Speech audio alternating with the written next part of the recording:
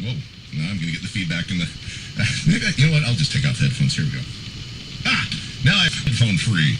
All right, so you guys came on the scene, and I was talking to you a little earlier about being up in Idaho, and I come from a town of like 50,000 people, and that's where I first heard of you guys. And of course, I was a big fan of reading, Hit Parader and Circus and all that stuff. All guys were getting written up in that, but I remember... All right, going to my favorite record store, and I was always big about looking at the album cover. If I had a cool album cover and the picture was cool, and you guys, of course, were decked out for that time, I was like, all right, these guys got to be cool, because I hadn't heard anything of you at that time. So I got the record, and I was like, wow, this is really kick-ass. And to further the point, and this is what I was saving for this interview, is at one of the malls there, they had like an air band contest. Oh, right. And one of the entries... These guys did Icon. They did Iconoclast. Really? Into... Rock and Romania. Yeah. Can you believe that? Really? I swear to God. Did they win? I don't remember that. If they did, they should have rigged it so they did. Get a little closer up. Yeah, right about there. In fact, maybe I will have to wear the headphones. I have to monitor John here. It happens. So I thought you guys would probably like that story. I thought that was kind of cool. That's awesome. Okay, so that was then... you had the first album that came out. You guys were getting pretty big recognition. In fact, the next record that came out, Night of the Crime, you had like a big-time producer and all that stuff, aren't you?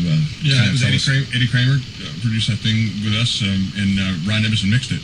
And Eddie was interesting. Interesting guy, Eddie was. And Nevison was a wonderful engineer, a wonderful mixing guy and producer, and actually Klink was his assistant, believe it or not. Mike Klink. Mike Klink, who went on to do Appetite for Destruction, So, but that's the first record we self-produced more or less with Barney and with Mike Barney. And so the second record was a kind of a deviation in that respect, that new guy came in kind of raw, that we didn't know who he was in respect, and that was just a different experience, and it vetted a different record. Yeah, now I can give you my own personal opinion on it. I think the first album just kicks ass. It still holds up for me today. And the second album is still good, but it's a little too commercial, a little too polished, in my opinion. But for back then, I think that's the album that got the real critical reviews, wasn't it? It took 3 years for that to happen. Is that right? It came out, people said exactly what you're saying. It got tremendous reviews. Yeah. Right after the album release was Stephen Clifford leaving. That was just a marvelous thing, wasn't it? Is that still kind of a bitter pill? It's not a bitter pill. It's a disastrous pill. It's suicide is what it is. Just like to say, Steve, we don't have anything actually to say. Yeah. No, it's just, for the band it was, anyway. It kiboshed the band, there's no pretty way to say it. There's no good way around it. It was what it was, and it happened. And there's, it is part of history now. And why did it happen? Was it because of his turn to Christianity, or? Steve found Jesus, and Jesus told him he couldn't play rock and roll. I would have to disagree with that. And I can have a say in this, because my dad is a reverend, okay? Christian reverend. That's right. And look at me, though. That doesn't mean we believe him. And he still talks. He still talks to me, by the way, too. So, but yeah, I mean, was that really the reason? Yeah, without a doubt. I got back from mixing a record, and I found out that I was told by my girlfriend at the time. That's how I found out. Oh, imagine nice. that.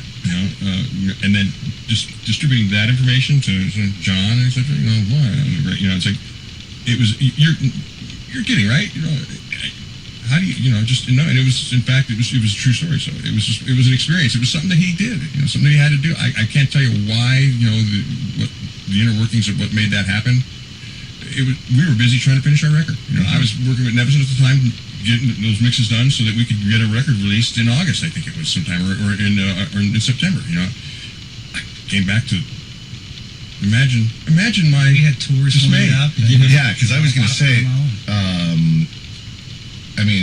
looking back, hindsight is 2020. What do you think would have happened for you guys had this not happened? I mean, do you think you would have gotten the first, a lot of sales of that record was any indication? The first month, it could have been a really serious 40,000 units shipped before it was released. Really? They had sold 40,000 units. We had right off the bat, and at the time that was decent. We had a tour lined up for Asia with Whitesnake, and we had the label had plans for this, and Steve walked in with no notice, with very little hair, and an Izod shirt and slacks, and announced that he wasn't going, and that was it. There was no turning him around. The big bomb dropped on you guys. It just, a guy's got to do what he's got to do, but it sucks for the rest of you, and, there's nothing you can do about it.